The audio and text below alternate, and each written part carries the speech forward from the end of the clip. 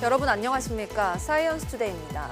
이태원 참사 당시 구조 활동에 나섰던 소방대원이 숨진 채 발견됐습니다. 소방대원들은 엄청난 트라우마를 겪으면서도 제대로 된 치료는 받지 못한 채 오늘도 참혹한 사고 현장으로 달려가는데요. 국가 차원의 장기적인 치료 지원과 합당한 처우 개선이 절실해 보입니다. 오늘의 주요 뉴스입니다.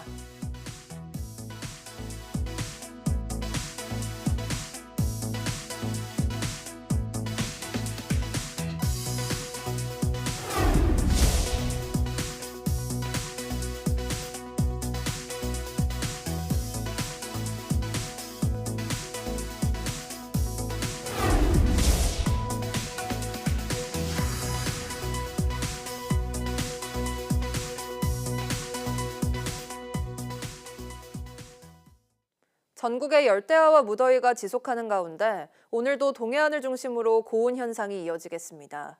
어제 강원도 삼척 신기면이 37.2도, 강릉 36.8도, 영덕이 36.6도를 기록한 데 이어 오늘도 강릉과 포항 낮 기온 35도, 서울도 32도까지 기온이 크게 오를 전망입니다. 기상청은 현재 두 고기압에 뒤덮인 가운데 강한 햇볕과 남서쪽에서 덥고 습한 공기가 유입되면서 폭염이 이어지고 있으며 특히 동해안은 남서풍이 태백산맥을 넘으면서 고온이 나타나는 곳이 많다고 밝혔습니다. 기상청은 당분간 한낮 무더위가 계속되고 밤에는 도심과 해안을 중심으로 열대야가 이어지겠다며 길어지는 더위에 유의해 줄 것을 당부했습니다.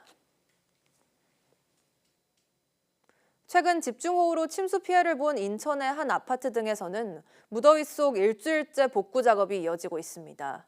전기와 물도 끊겨서 거주민들은 며칠째 숙박업소 등 임시거처에서 지내고 있습니다. 유서연 기자가 현장을 다녀왔습니다. 토사에 뒤덮인 차들이 컴컴한 지하주차장에 여기저기 엉켜 있습니다. 몇몇 차량은 트렁크 안까지 엉망이 됐습니다. 지난 13일 폭우로 한때 완전히 물에 잠겼던 인천의 주상복합 건물 지하 주차장이 수일에 걸친 배수 작업 끝에 겨우 모습을 드러냈습니다. 폭우 피해를 입은 건물 지하 2층입니다. 침수된 지 일주일이 지났지만 여전히 빗물이 남아있어 양수기로 계속해서 빼내고 있습니다. 침수 여파로 물과 전기 공급도 끊어지면서 이곳과 주변 오피스텔까지 260여 세대 주민들이 갑자기 이재민 신세가 됐습니다. 각종 옷가지에 아이 장난감까지 폭우 뒤 일주일째 숙박업소 한 방에서 생활하는 세 가족은 복구가 하루빨리 되기만을 손꼽아 기다리고 있습니다. 지금 옷 같은 경우도 빨래를 못하니까 계속 빨래방을 가가지고 빨래를 하고 있는 상황이거든요. 집에 언제 가냐고. 집에 언제 가냐고. 땀에 젖은 마트 직원들과 자원봉사자들이 끝도 없이 널려있는 파란 쓰레기 봉투를 치우기에 바쁩니다. 한창 매장에서 팔아야 할 물건들이 하룻비에 모두 쓰레기가 됐습니다. 이번 폭우로 물에 잠겼던 건물 지하 1층 마트에선 냉장고와 진열대 등 각종 시설까지 피해를 봤습니다. 시설한 것을 다 뜯어내고 그것을 다 말리는 작업을 지금 하고 있거든요. 저희 총 재산인데 그냥 아들하고 저하고 진짜 은행 빚 내가지고 했는데 그냥 한꺼번에 순식간에 그냥 몇 분 만에 날아가 버리는. 인천시 등이 폭우 피해 현황을 조사 중인 가운데 시설 복구와 피해 지원까지는 적잖은 시간이 걸릴 것으로 보입니다. YTN 유서연입니다. 최근 5년간 벌에 쏘여 치료를 받은 환자가 9만 명을 넘었고 8월에 가장 많은 환자가 발생한 것으로 나타났습니다. 행정안전부 집계를 보면 2020에서 2024년 최근 5년간 벌쏘임으로 치료받은 환자는 모두 9만 1,401명이었습니다. 월별로 보면 8월에 2만 4,306명의 환자가 발생해 가장 많았고 7월 2만 1,103명, 9월 19,163명으로 벌쏘임 사고 대부분이 여름철에 집중됐습니다.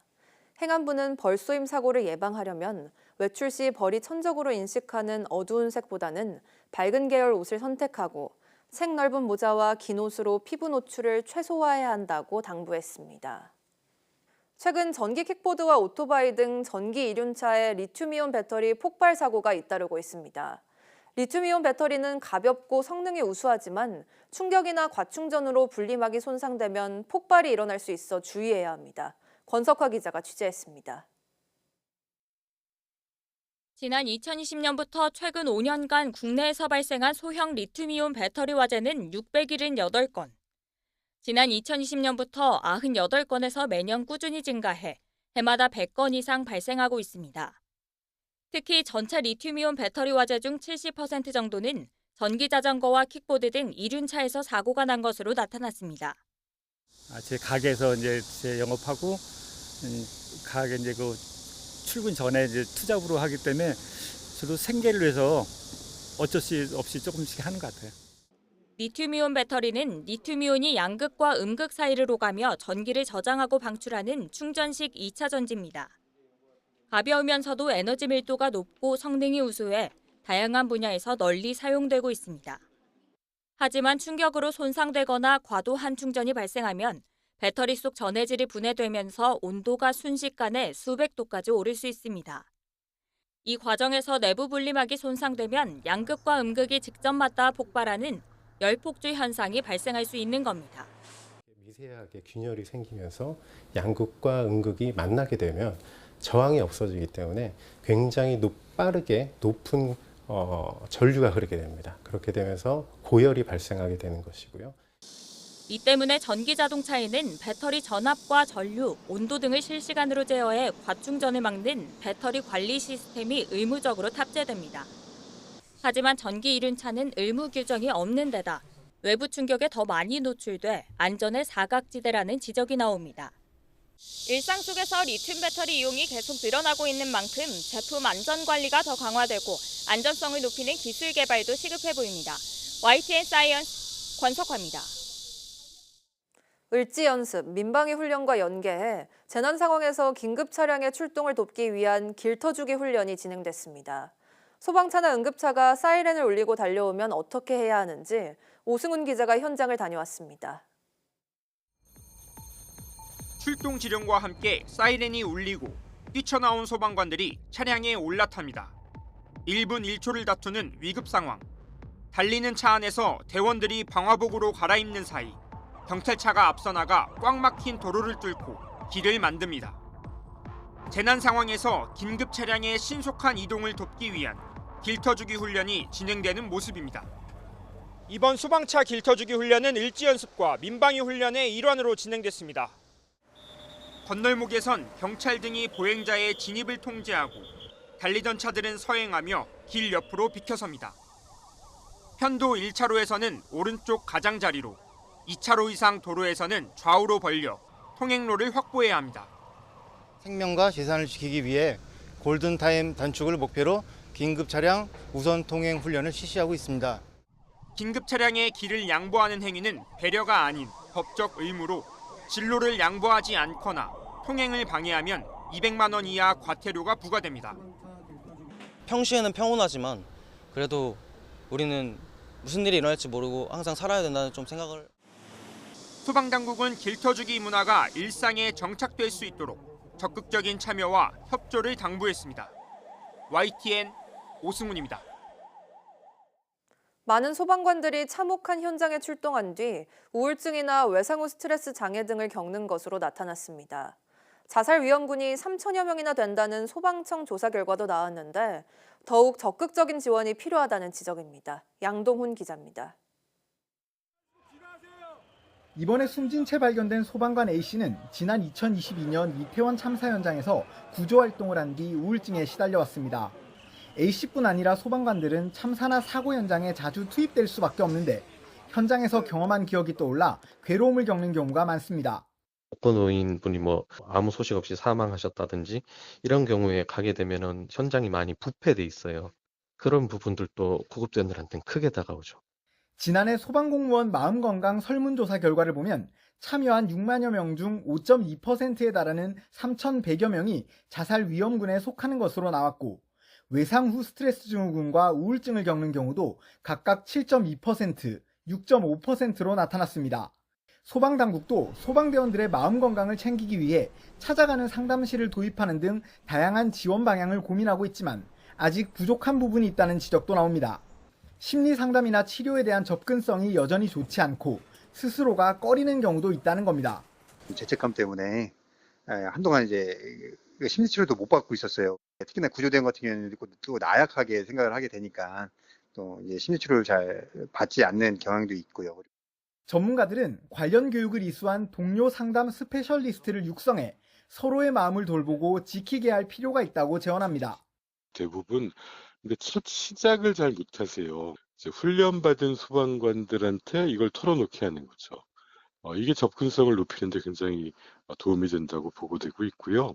시민의 생명과 안전을 지키는 소방대원들이 자신의 안전도 함께 돌볼 수 있도록 더욱 적극적이고 충분한 지원이 이루어져야 한다는 지적입니다. YTN 양동훈입니다.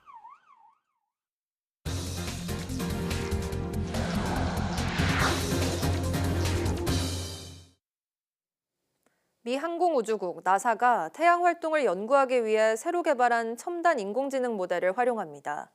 나사는 보도자료를 통해 그동안 IBM 등과 함께 개발한 AI 모델 수리아를 본격적으로 가동하기 시작했다고 밝혔습니다. 수리아는 나사의 태양 동력 관측소에서 수집된 9년간의 방대한 관측 데이터를 기반으로 학습한 AI 모델로 과학자들이 위성과 전력망, 통신 시스템에 위협이 되는 태양 폭풍 등 우주 기상 현상을 예측하는 데 도움을 준다고 나사는 설명했습니다. 수리아는 또 위성 운영 업체와 기관에 우주 기상 현상에 대한 조기 경보를 제공할 수 있으며 태양의 자외선 방출이 지구 상층 대기권에 미치는 영향을 예측하는 데도 기여할 전망입니다. 체코 원전 수주 과정에서 한수원, 한전이 미국 웨스팅하우스와 맺은 합의가 논란이 되고 있습니다. 웨스팅하우스의 50년 동안 1조 원대 일감과 기술 사용료를 약속한 데 이어 북미와 유럽 등 유력 원전 시장도 내준 것으로 전해졌습니다. 최하영 기자가 보도합니다. 한국수력원자력과 한국전력이 웨스팅하우스와의 합의를 전후로 발을 뺀 유럽 시장은 4곳입니다. 스웨덴과 슬로베니아, 네덜란드에 이어 유력한 원전 수출 후보지로 공들였던 폴란드도 철수를 공식화했습니다. 폴란드는 새 정부가 들어오면서 원래 투트랙으로 진행하고 있던 정부 사업과 국영기업 사업이 있었는데 국영기업 사업을 새 정부가 안 하겠다고 했습니다. 그래서 저희가 철수를 했습니다.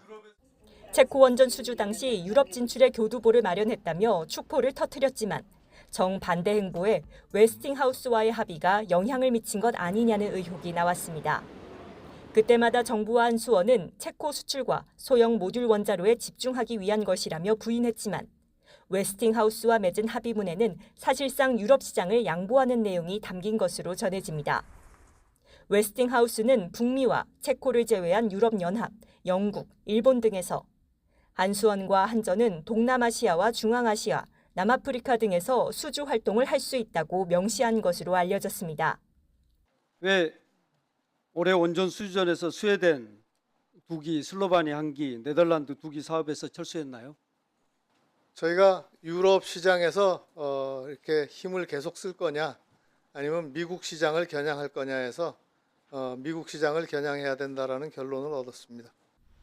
다만 황 사장의 말처럼 한수원은 웨스팅하우스와의 합의 과정에서 합작 투자 형식으로 미국 등 원전 시장에 진출하는 방안을 논의한 것으로 전해집니다. 이번 한미 정상회담에 맞춰 합의가 이루어질 전망으로 이렇게 되면 한수원은 미국뿐 아니라 유럽 등 다른 나라에 진출할 수 있는 기회를 얻을 것으로 보입니다. YTN 최하영입니다. 정부가 국내 석유화학 생산 설비의 최대 25% 감축 목표를 세우며 석유화학 산업 구조 개편에 본격 시동을 걸었습니다. 대신 기업과 대주주의 강력한 자구 노력이 전제되어야 정부 지원을 받을 수 있을 것이라고 강조했습니다. 박기환 기자입니다. 정부가 발표한 석유화학 산업 구조 개편의 시작은 생산 설비 감축이었습니다. 석유화학의 위기는 글로벌 과잉 생산에서 비롯됐다고 보고 국내 전체 나프타 분해 시설 NCC 설비 용량 가운데 최대 370만 톤, 25%를 줄이라는 목표치부터 제시했습니다. 위기를 방치한 석화업계 책임이 크다며 사직생의 각오를 주문했습니다. 글로벌 공급 과잉이 예고되었음에도 국내 석유화학 업계는 과거 호황에 취해 오히려 설비를 증설했고 고부가 전환까지 실기하며 정부는 여기에 재무 건전성 확보와 지역 경제 영향 최소화를 구조 개편의 원칙으로 세웠습니다. 무엇보다 석화업계의 자구 노력을 요구하고 연말까지 사업 재편 계획을 마련하면 구체적인 지원 패키지로 뒷받침하겠다고 약속했습니다. 금융과 세제 등 구체적인 지원 방안은 빠진 셈인데 산업부는 이번 발표는 룰을 세팅하는 일종의 로드맵이라고 설명했습니다. 원하는 재편 방향이 제각기 다른 만큼 회사의 계획을 토대로 지원책도 세우겠다는 겁니다. 대신 노력하지 않는 기업에 단호하게 대처하겠다고 경고했습니다. 무임승차 기업에게는 단호하게 대응하겠습니다. 다른 기업들의 설비 감축의 혜택만을 누리려는 기업은 정부의 어떠한 지원에서도 배제될 것입니다. 지난해 12월 정부의 경쟁력 제고 방안과 비교해 구체적인 감축 목표량과 시한 등 가이드라인이 있다는 점에서 석유화학업계는 구조 개편의 속도가 날 것으로 기대하고 있습니다. 다만 전체 감축량만 제시했을 뿐 기업별로 어떻게 분담할지는 나온 게 없어 업체 간 논의에 시간이 걸릴 것이라는 전망도 나왔습니다. 정부가 달콤한 지원책 대신 강력한 자구 노력을 강조한 가운데 사업 재편 계획을 준비하고 생산 설비 감축량을 어떻게 나눠 분담할지는 석화업계의 숙제로 남겨졌습니다. YTN 박견입니다. 금융권이 석유화학업계의 사업 재편과 관련해 철저한 자구 노력과 책임 이행을 전제로 타당성이 인정되는 경우 채권 금융기관 공동협약을 통해 금융 지원에 나서기로 했습니다. 금융위는 5대 시중은행, 정책금융기관 등과 함께 석유화학 사업 재편을 위한 간담회를 열어 채권 금융기관 공동협약을 통해 금융 지원에 나서기로 방침을 정했습니다. 금융권은 기업들이 협약에 따라 금융 지원을 신청할 경우 기존 여신 유지를 원칙으로 하되 구체적인 내용과 수준은 사업 재편 계획을 마련하는 과정에서 협의에 따라 결정하기로 했습니다. 지난 7일부터 부과된 15% 상호관세의 영향으로 미국으로의 수출이 소폭 줄었지만 반도체와 자동차 수출이 1년 만에 20% 넘게 늘어나 전체 수출액은 증가세를 유지했습니다. 관세청은 8월 1일부터 20일까지의 수출액이 전년 같은 기간보다 7.6% 늘어난 355억 달러를 기록했다고 밝혔습니다. 품목별로는 반도체 수출액이 1년 만에 29.5% 늘었고 자동차도 21.7% 증가해 전체 수출 증가폭을 키웠습니다. 국가별로는 중국과 유럽연합으로의 수출이 소폭 늘어난 반면 상호관세 15%를 적용받는 미국으로의 수출은 2.7% 줄었습니다. 미국 트럼프 행정부가 반도체 보조금을 주는 대가로 기업 지분을 확보하는 방안을 검토하는 가운데 삼성도 대상이 될 수 있다는 보도가 나왔습니다. 미국 정부가 정책 목표 달성을 위해 기업 문제에 직접 개입하려 한다는 비판이 나오고 있습니다. 권준기 기자입니다. 백악관은 미국 반도체 기업 인텔의 지분 10%를 정부가 사들일 거란 보도가 맞는다고 확인했습니다. 반도체 공장을 짓는 대가로 주기로 했던 보조금 대신 지분 투자를 하겠다는 겁니다. 백악관 브리핑에서는 인텔 말고 다른 반도체 기업 지분도 확보할 건지 질문이 나왔습니다.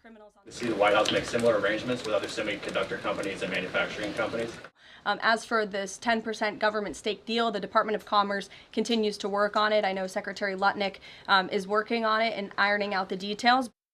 로이터 통신은 트럼프 행정부가 미국에 공장을 짓는 다른 반도체 기업의 지분 인수도 검토 중이라고 보도했습니다.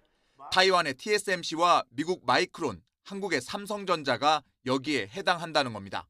전임 바이든 행정부에서 이들 기업에 지급하기로 했던 반도체 지원금은 각각 6조 원에서 9조 원대에 달합니다. 러트닉 상무장관은 부유한 기업에 보조금을 줄 이유가 없다며 지분 투자를 통해 미국 납세자를 위한 이익을 얻을 것이라고 말했습니다. 경영에 개입할 뜻은 없다고 선을 그었지만 시장 경제에 역행한다는 비판이 나오고 있습니다.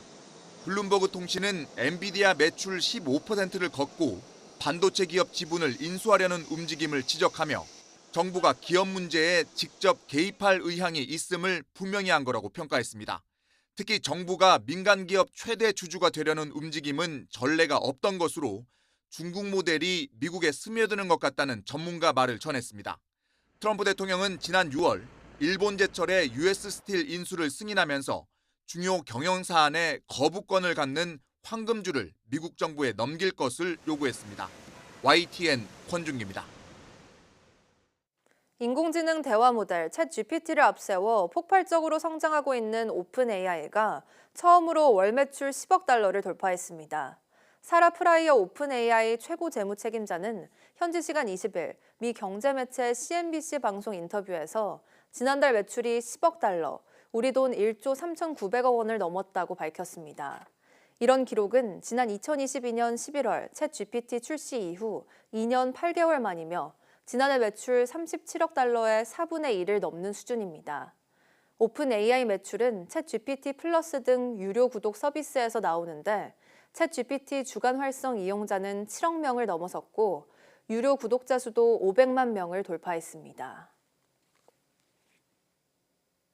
북한이 배후로 추정되는 해커 조직 김숙희가 KT와 LG유플러스에 대한 해킹 공격을 감행했다는 의혹에 대해 정부가 사실 파악에 나서겠다고 밝혔습니다. 과학기술정보통신부 류재명 2차관은 국회에서 열린 과학기술정보방송통신위원회 전체 회의에 출석해 이같이 답했습니다. 앞서 미국의 보안 전문지 프렉은 김숙희가 한국 정부와 통신사를 공격했다고 보도했습니다. 류 차관은 두 통신사로부터 사이버 침해 사실이 없다는 답변을 받았으며 곧 자료를 제출받아 살펴볼 생각이라고 말했습니다. 글로벌 AI 3대 강국을 추구하는 정부가 차세대 핵심 기술인 피지컬 AI 개발에 속도를 내고 있습니다. 특히 국책사업의 예비 타당성 조사, 예타가 면제되면서 전라북도의 실증 거점 기반이 처음으로 생길 전망입니다. 오점곤 기자의 보도입니다. 지난 18일 이재명 대통령 주재로 열린 국무회의. 이 자리에서는 협업진흥 피지컬 AI 기반 소프트웨어 플랫폼 연구개발 생태계 조성, 즉 피지컬 AI 사업에 대한 예비 타당성 조사 예타 면제가 의결됐습니다. 이에 따라 전라북도는 1조 원 규모의 대규모 국책 사업을 통해서 피지컬 AI 실증 거점으로 도약한다는 포부를 밝혔습니다. 생각하는 AI는 어디에나 있습니다. 그러나 움직이는 AI만큼은 전북이 반드시 앞장서겠습니다. 기존 인공지능 AI가 사람 머리에 비유된다면 피지컬 AI는 이런 머리에다가 자율주행 몸까지 갖춘 차세대 기술. 엔비디아 CEO 젠슨 황은 앞으로 10년 안에 AI와 로봇이 결합한 피지컬 AI 시대가 온다고 말한 바 있습니다. 네, 내년부터 본격적으로 사업이 시작되면 전주 혁신도시 인근에 있는 이곳 전북대학교 완주 캠퍼스에는 피지컬 AI 전용 캠퍼스가 조성될 예정입니다. 전라북도는 전북대와 현대자동차, 네이버, SK텔레콤, 카이스트 등과 함께 새로운 산업 생태계를 만들겠다는 청사진을 제시했습니다. 적어도 피지컬 AI에 관해서는 전북을 대한민국의 실리콘밸리로 만들 계획을 갖고 있습니다. 앞으로 5년간 피지컬 AI 핵심 기술 개발과 인프라 구축, 연구 클러스터 조성에 매진한다는 게 전라북도의 큰 그림. 특히 전북의 강점인 상용차와 농기계, 자율주행차, 드론 산업과 결합해서 피지컬 AI 상용화의 속도를 높이겠다는 보관입니다. YTN 오점곤입니다. 강원도 폐광 지역의 미래산업 조성 사업과 수도권과 강원도를 잇는 제2경춘국도 건설 사업이 정부 심의를 통과했습니다.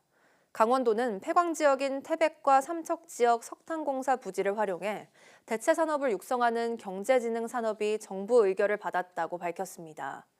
이에 따라 태백에는 3,500억 원을 투자해 청정 메탄올 제조 시설을 건립하고 삼척에는 3,600억 원을 들여 중입자 가속기 기반 의료 클러스터를 조성하기로 했습니다.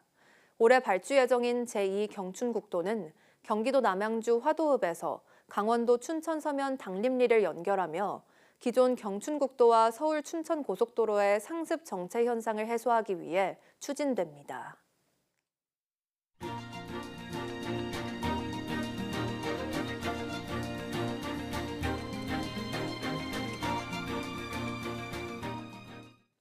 (8월 21일) 오전 사이언스 투데이 마칩니다.